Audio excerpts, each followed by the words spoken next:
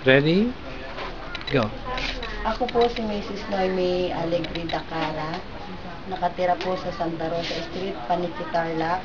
May anak po akong mag-isang lalaki. Sa special child na po siya nag-aaral sa Gabaldon Elementary School. Ito po nung maliit po siya, 8 months pa lang po siya, pumatos na po siya. 3 hospital po pinanggalingan niya.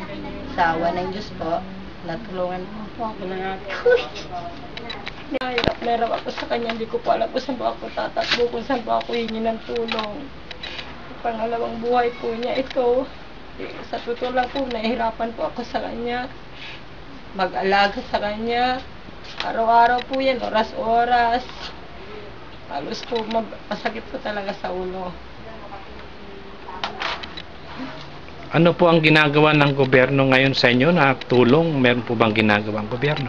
Ngayon lang po ako nakatanggap ng tulong po sa SPED sa Gabaldon na tumulong po sa kanya, nag-sponsor ng mga panikinyan po ba yun?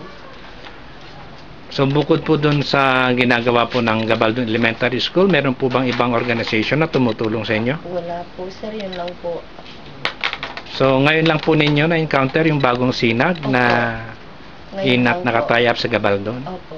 Sige po, may point ng tulong.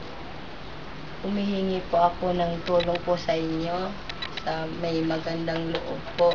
Ito pong anak ko, kailangan po i-CT scan po sana yung ulo niya. Walang-wala po akong pera. Sabi po ng doktor, kailangan po i-CT scan kasi mayroon daw pong baka nagbara ng dugo sa ugat sa ulo. Hindi na po dumadalo kaya po nagpo-convulsion minsan po siya na walang lagnat.